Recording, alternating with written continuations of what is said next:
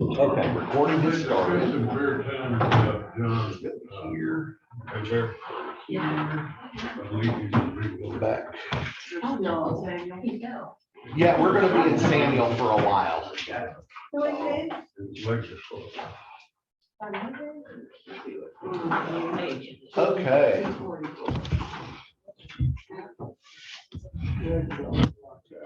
Well, I'm gonna move here in a moment.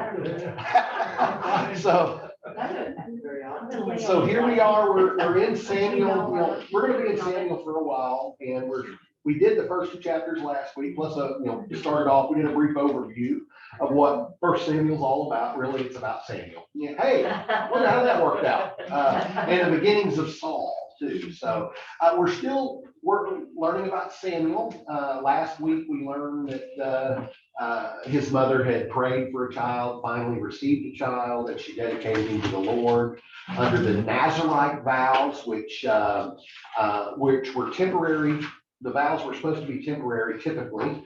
However, she dedicated him for his whole life. So she left him at the temple to learn under Eli. Now, Eli is the high priest, but he's also serving as a judge, which we'll find out a little bit here. We'll see some words that say judge and things. So, and of course, we didn't go into the judges or anything. That's the book, or a couple of books prior to this. However, it kind of fits in with the narrative. Okay.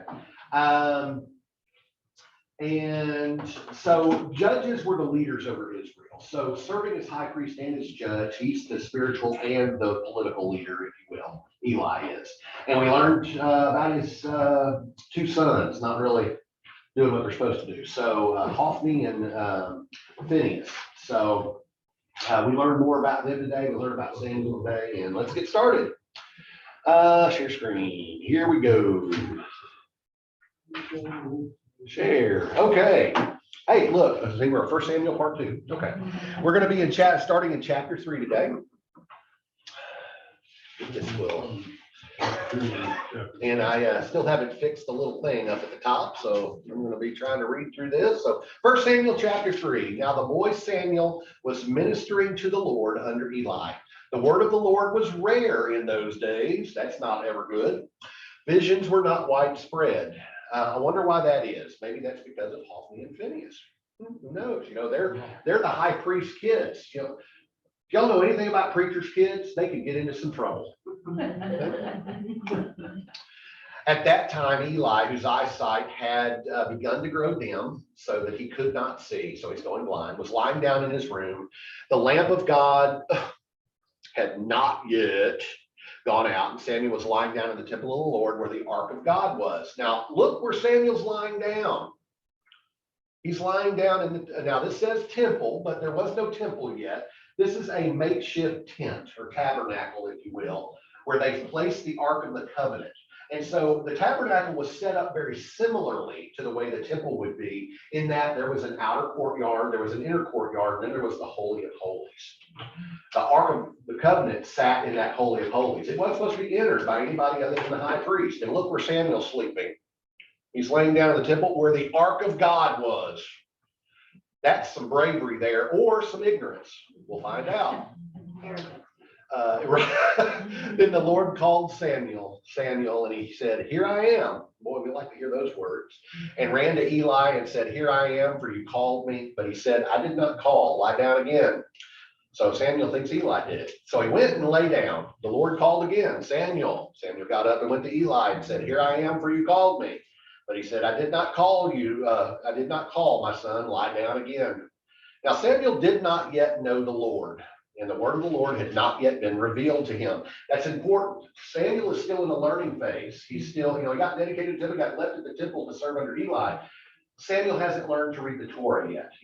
That hasn't come up in his training yet. So when it says that the word of the Lord had not yet been revealed to him, he hasn't learned to read the Torah yet. Okay.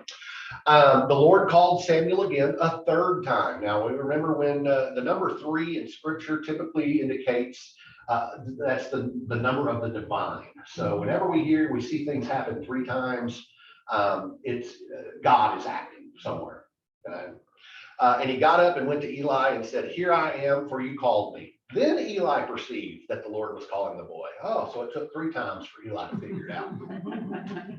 And, Samuel didn't know because he had never talked to the Lord before. So, therefore, Eli said to Samuel, I can't read that. Go lay down, my son, and if he calls you, you shall say, Speak, Lord, for your servant is listening. So Samuel went and lay down in his place. Now, as I said before, Samuel's laying in the Holy of Holies as close to God as he could get, whether that's through ignorance or whether that, whether he just didn't know. Or would Eli have told him to sleep there? Probably not. Eli was the only one allowed to go in there. So, now the lamp of God, we read that a while ago. The lamp of God had not yet gone out, is what it said. Now, some places will try to, some people will try to theologize that the lamp of God, the light of God had gone out. Well, this is a reality. This is one of those literal things. The lamp of God was a golden lampstand that sat in that tabernacle, and it got lit as dusk was happening, and it got blown out as dawn happened. So that's really all that means. Is this is all happening in the middle of the night, okay, while that lamp is still on. Probably early, getting close to dawn, but not quite there.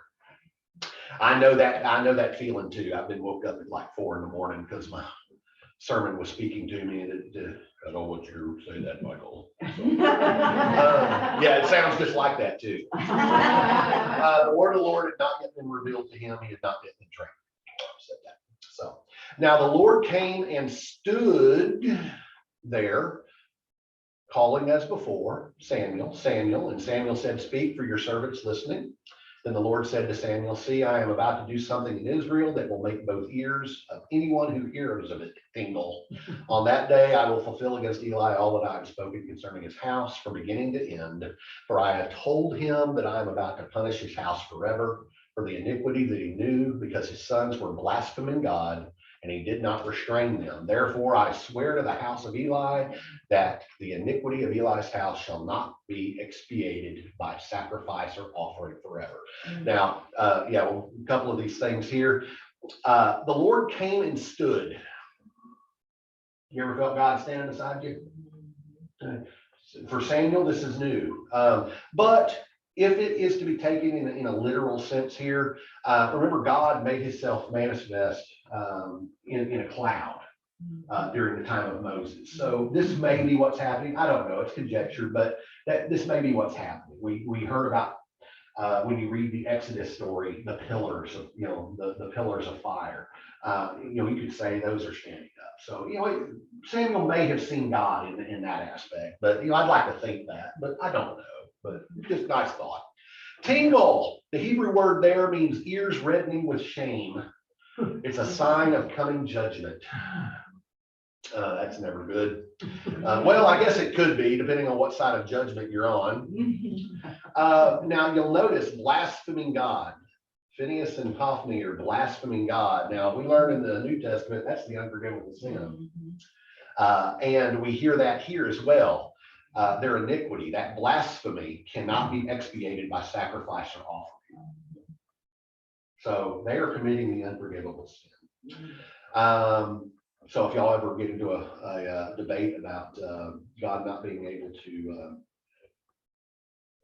forgive certain sins, well, blaspheming, it's pretty clear, cannot be forgiven. That's basic. My argument for that is blasphemy is completely refusing to acknowledge Christ as Lord.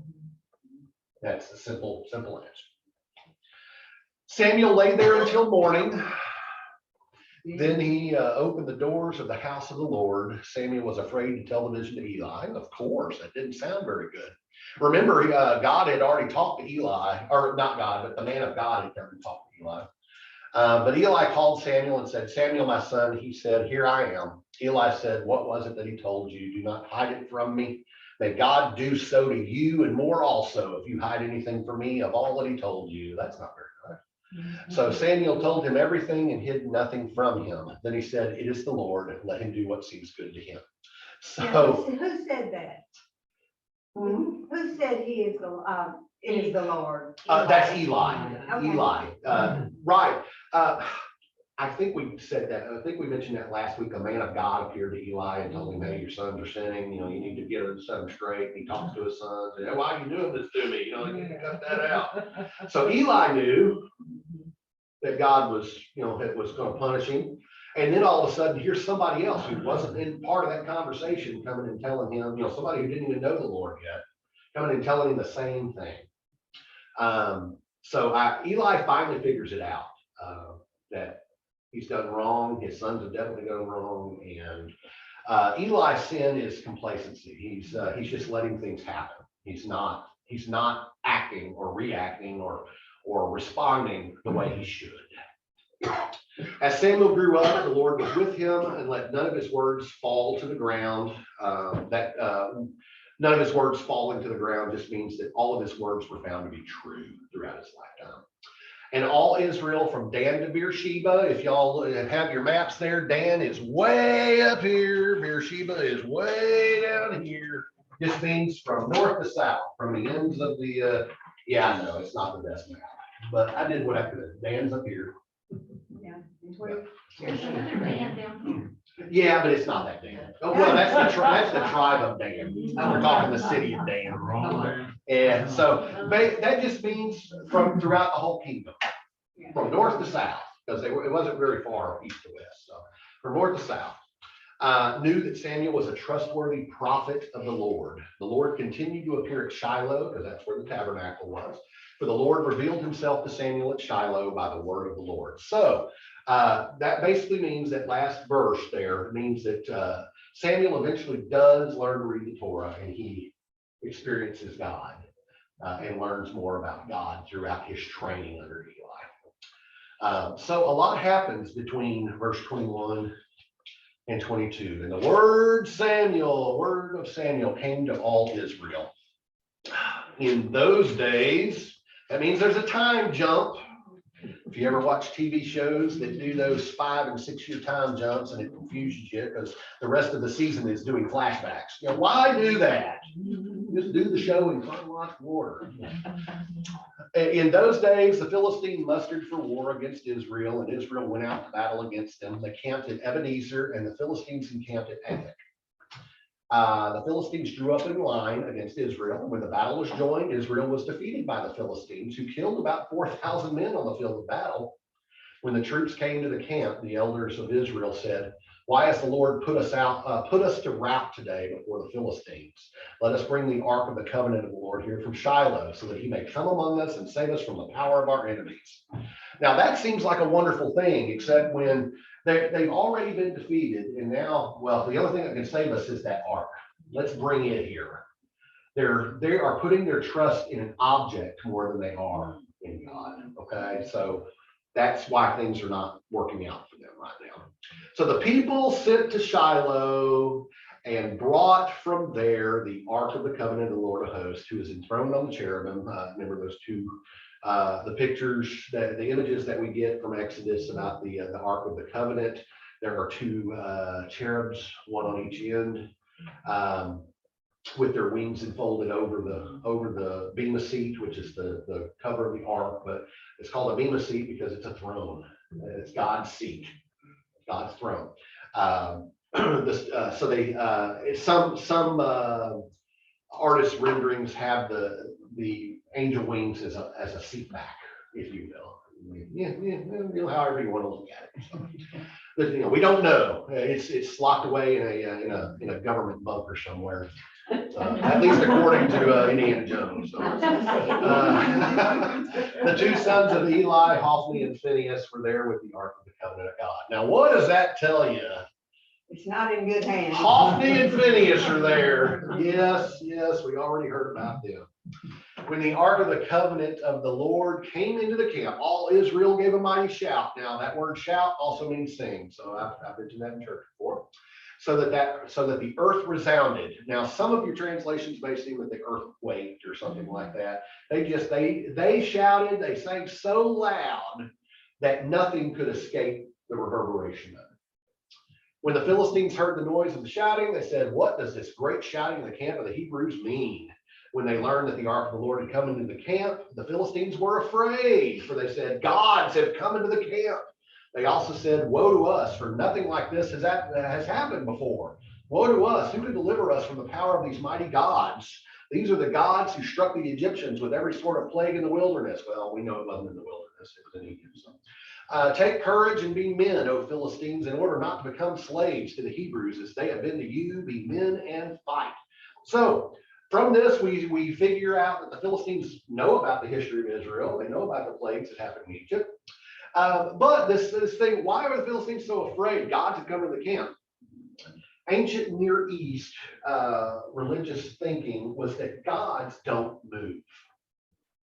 God, all these, as we'll get into the Philistines a little later on, learn more about them, each of their cities had a city god. Well, Egypt had a god for a particular thing. God here. Gods didn't move. Israel came along and they changed that paradigm. They changed that thought pattern. Because Israel's God moved. And so Philistines in their thinking, they're going, oh God, how did a God come out of nowhere and arrive here? That don't happen. That God is the God of Shiloh. Okay. So that's why they're so scared, is this doesn't make sense to them. They've never experienced anything like this before. So yeah, the leaders there of the Philistines are saying, don't worry, be brave, we'll get through this, best they can. So the Philistines fought. Israel was defeated and they fled, everyone to his home. There was a very great slaughter, for there fell of Israel 30,000 foot soldiers. The ark of God was captured, and the two sons of Eli, Hophni and Phinehas, died. Now we learned a while ago that 4,000 lost their lives in the first battle of that campaign. So another 26,000 had lost their lives in this second campaign after the ark arrived. You think there might be some exaggeration here? Do I think? I know. There's got to be exaggeration. So the two sons, Hophni and Phinehas, died, just as it was prophesied that they would. A man of Benjamin, this gets interesting. A man of Benjamin ran from the battle. I can't see that. Battle line, and came to Shiloh the same day with his clothes torn and with earth upon his head. When he arrived, Eli was sitting upon his seat by the road watching, for his heart trembled for the ark of God.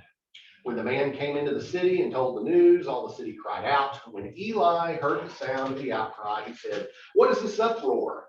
Then the man came quickly and told Eli. Now Eli was 98 years old, and his eyes were set so that he could not see. The man said to Eli, "I've just come from the battle. I fled from the battle today." He said, "How did it go, my son?" That ain't gonna be good. So it's interesting that from Shiloh, from the area of Aphek, where they had drawn their battle lines and stuff, to Shiloh is about 20 miles. So this young man from Benjamin has run all the way 20 miles to tell the news. That's how they delivered, that's their email. How they delivered news. Interesting. His appearance with the clothes torn, earth upon his head, that is a sign of mourning. So people, as he's come running into town, they see him. They know that this is not good news. Okay. But they're waiting to, until he announces it. They don't know exactly how bad the news is. Rabbinic tradition, this oral tradition that got passed down, and then the rabbis of yesteryear finally wrote it all down, have named this man of Benjamin as a young Saul. We don't have any proof of that biblically, but like I said, it's nice of these things to to consider some of the things. Why would it mention a man of Benjamin? Because Saul is from Benjamin, as we'll find out later. And what I found, I looked for humor in scripture. Eli was sitting up on his seat by the road watching. Well, he's blind. So what's he watching for? Okay. So the Philistines fought Israel and, Has he oh, I been went blind backward. this whole time? No, in the previous few verses, we read that his eyes were growing dim. So, and Oh, I remember, see, yeah, he was, and his Right. eyes were set. his eyes were set. Okay. So that's why I said we've had a time jump between verses 21 and 22. So the messenger replied, why do we keep doing that? Oh, there we go. The messenger replied, Israel has fled from the Philistines, and there has also been a great slaughter among the troops. Your two sons also, Hophni and Phinehas, are dead, and the ark of God has been captured. When he mentioned the ark of God, Eli fell over backward from his seat by the side of the gate, and his neck was broken, and he died. For he was an old man and heavy. He had judged Israel 40 years. Now, depending on your translation, those are kind of they may differ a little bit. It wasn't the news of Israel's loss in battle. It wasn't the news of the army, all these soldiers dying. It wasn't even the news of his own two sons dying. It was the news that the ark had been captured that caused Eli to react the way he did, and he fell over backward in his chair and broke his neck. So nobody lean back in your chairs. He was heavy. Again, we get that word complacent. I mentioned that earlier. He didn't respond to what his sons were doing. He didn't do anything to discipline them or to set things right. And he ended up reaping the benefits of his sons' indulgences. What was Because the translation for heavy mean? well, I've put it here as complacent. Do y'all have anybody have anything other than in RSV? I thought maybe he was waiting. Well, there are some translations that say that literally that he had gotten fat. So I do theologize a little bit here. 40 years. He judged. That's that judge. So Eli was also a judge. He had judged Israel 40 years. 40 just means a long time. It's not meant to mean exactly 40. Now, his daughter-in-law, this is where we found out last week that, the descendants of Phinehas and Hophni would also suffer because of their sin. And they were sleeping with the women that were helping serve the temple and helping raise Eli and things like that.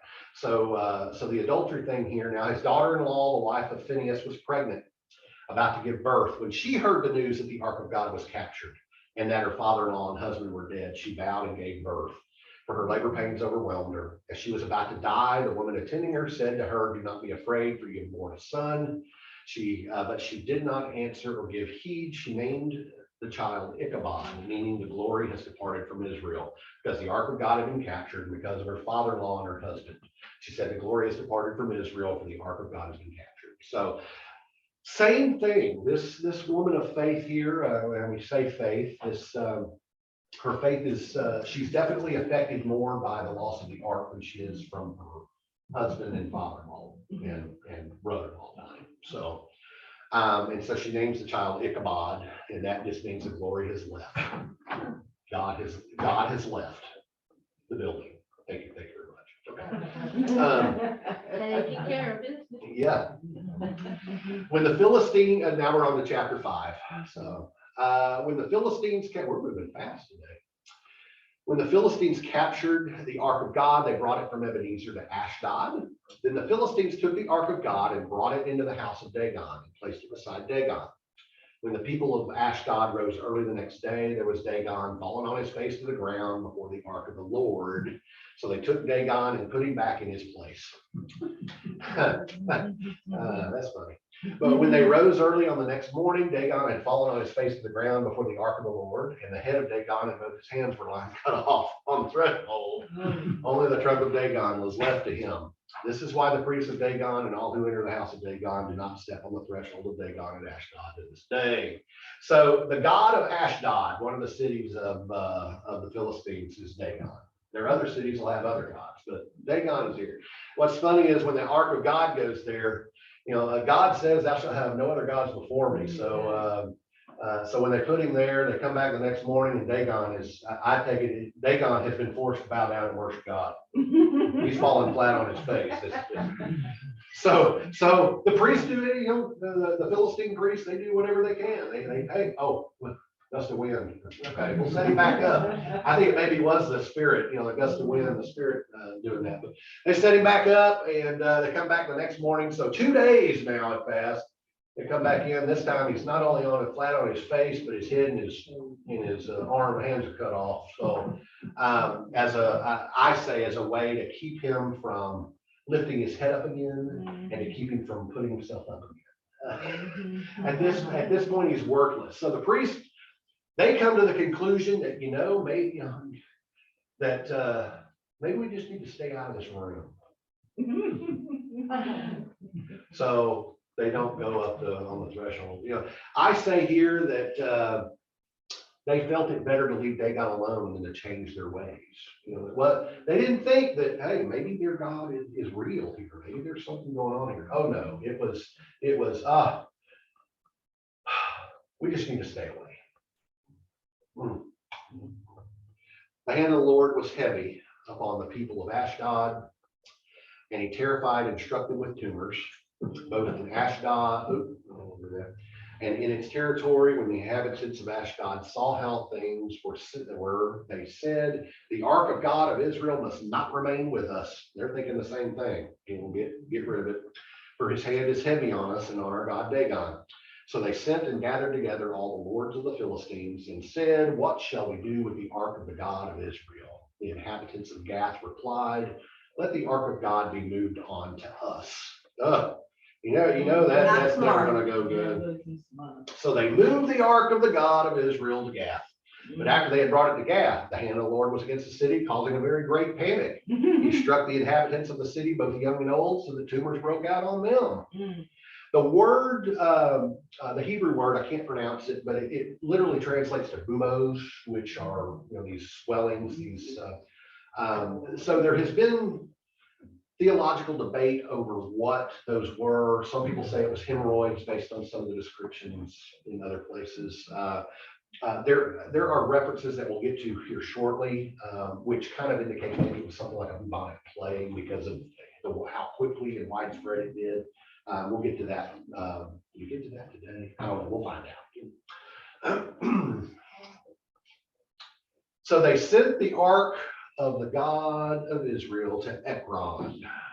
But when the ark of God came to Ekron, the people of Ekron cried out, why have they brought around to us the ark of God of Israel to kill us and our people? So the people of Gath, what's happened is, it went first to Ashdod. That's where they take the ark to recaptured it. Yay for us. Oh, we don't like what's happening around here. So let's get rid of it and let's send it to, Gath says, that's okay. We'll take it here. We'll put it in our trophy room.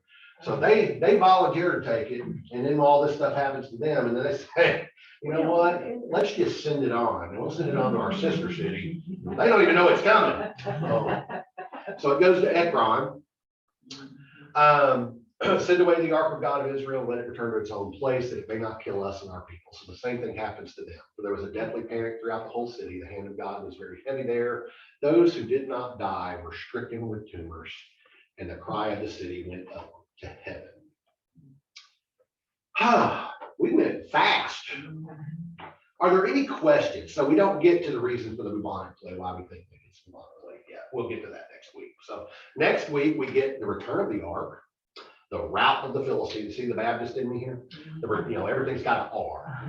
The return of the ark, the rout of the Philistines, the root of the judge, and the request for a king. So are there any questions about today's lesson? Don't all speak at once there. There's definitely some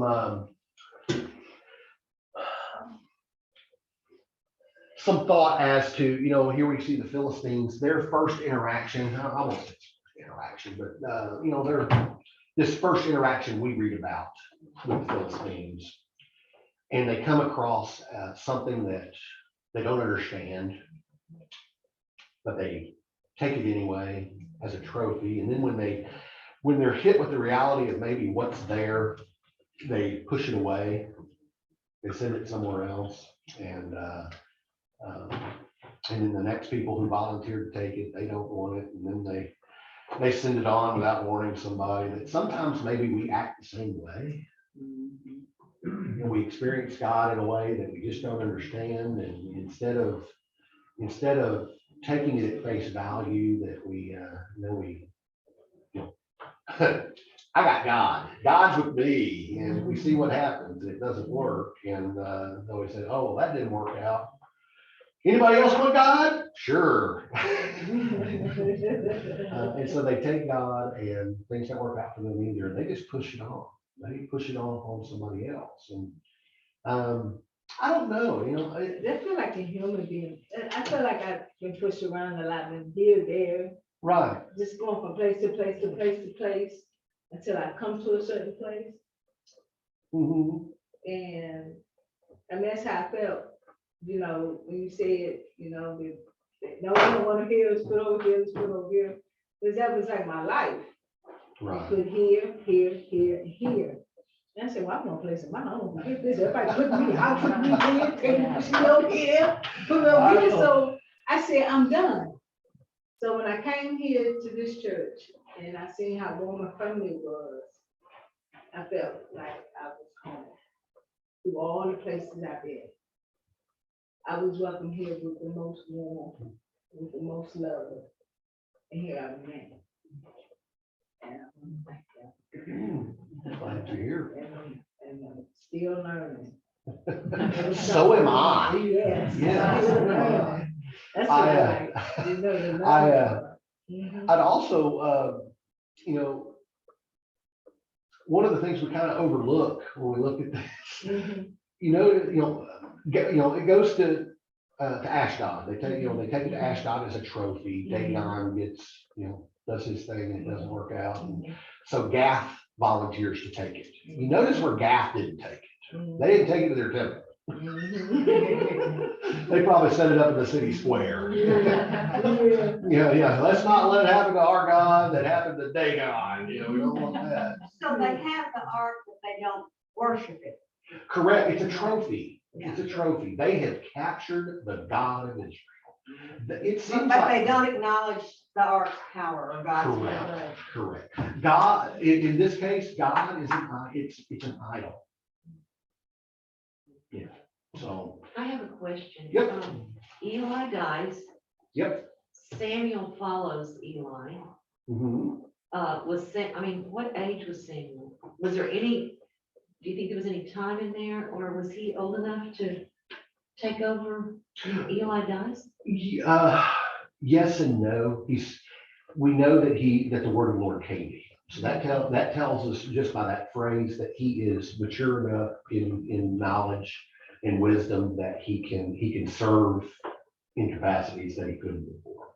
As we'll find out later, that remember I told you there was this reversal of priestly roles, that the man of God, that's what scripture says. The man of God came and told Eli this, that you're not going to be serving as priest anymore. Your role is going to be changed. Well, that priestly role moved to the house of Zadok. And so we're going to find out in a few chapters that Zadok's descendants have taken over that role. There is one member of Phineas' family, because he was the only one we know that had kids here. Phineas' son was Ichabod. Ichabod has a child, and that child has a child who ends up being a temple servant that we find out later. Abiathar, I think is his name. It's on the sheet here. I got it broken down. Yeah. So there it is. Phineas actually has another son named Ahitub. And Ahitub has a son named Ahimelech, and Ahimelech has a son named Abiathar. Abiathar is who ends up serving in the temple in that lesser role. He's not a priest anymore, he's a temple servant. So we hear about him later. So anyway. Let's see. Yeah, I updated the list on the back. And So that'll continue to grow as we move along. Maybe have a book by the time we're done. Maybe you'll understand and be able to read Hebrew or the anglicized version of it. We can hope. We can hope. Well, I'll give, in an effort just to keep the conversation running a little bit. The reason we think it's that it may be bubonic plague sweeping through it. We're going to find out in the next chapter, the return of the ark. Well, the Philistines finally get it. They don't want it anymore, but they don't want to deal, they've got this box that is creating all this problem with them, but so they don't want to go back to the area of the Israelites for fear that maybe they'll get even sicker or something. So they send the ark back just on a cart. They watch the cows as they go off in the distance with it. Okay. And alongside the Ark of the Covenant, they placed a box and they put a representation of each of Philistine. It's funny, here's one of those other, I'm backtracking a little bit. Philistia was said to have the 5 great cities, but when you look in the history, there were 6 of them. So anyway, so the 5 great cities of 6, each have an idol. They have a god for each of the cities. And in a box next to the Ark of the Covenant, on that cart, they send back a representation of that god that is meant to be, okay, our gods are subservient to yours. One of those is a mouse god. And so some scholars have taken that to mean that, that Yahweh acted in a way that that used their own God against them, because we know now that bubonic plague was passed on by fleas that carried on mice and rats. So that's where the idea of bubonic plague comes from. Regardless of whether it's hemorrhoids or whether it is plague or any number of things. It wasn't good. It was not good. It was not comfortable. It caused a panic. So anyway. Okay. Any other questions? I'm reminded of the phrase, be careful what you wish for. Well, yeah, we get to that next week too. Yes, the request for a king. One of my term papers that I had to write while in seminary for what they call a Deuteronomistic history, of which this is a part. It's the history of Israel. I took it upon myself to write about Saul. I found Saul to be just a very interesting character, and we don't hear, we kind of skip over some of the stories of Saul, but we actually see Saul as a young man in one of these chapters. I don't think next week, but maybe the week after. So we get to see Saul as a young man, and in that story, his family, he's from the tribe of Benjamin, his family is rich. They own donkeys, which is a hot commodity. And some of the donkeys run away. And Saul, he's panicking because dad's gonna beat my butt. So he takes one of the servant boys, he runs off to find these donkeys, and he's only taking a couple of days worth of stuff with him, food and stuff. And they get to the end of that few days and they haven't found them at all. Well, the little servant boy says, hey, I heard about this seer, this prophet, just over the hill in that town over there. And maybe he can help us. So they go over there. Well, that prophet, that seer, ends up being Samuel, an older Samuel. Okay. And Samuel talks with him, and he's told by God, before any of this happens, that there's going to be a young boy coming to you, and people are asking for a king. This is going to be the one. So anoint him. And so when he gets there, all of a sudden Samuel throws a big jar of canola oil on his head. He don't know what's going on, but whatever. Where are my donkeys? Well, he doesn't even get to that point. Samuel says, go on back home. You're the anointed of the Lord. Don't worry about your donkeys. They're right where you left them, behind you. the donkeys have gone back home. Well, in my paper, Dr. John Hull, he's at Bear Grass Christian Church in Louisville, Kentucky. He was the reader of my paper. And in my paper, I wrote there at the end that Samuel told him, don't worry about your ass. It's right where you left it.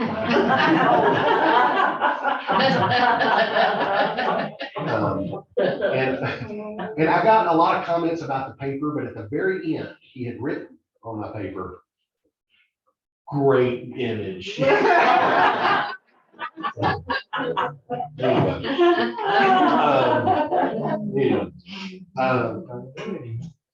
So we'll hear that story and we'll see some similarities about Saul that we do with David, that he's this young man called the Lord, but doesn't even know it. He doesn't know what he's being called to do. And for Samuel, for all of the bad that we hear about him, he was a good military man. He could lead the military. He meant to do good. He just got proud, which is kind of the story of Israel in itself. We see Israel from the very beginning getting this idea of pride, thinking of themselves more than God.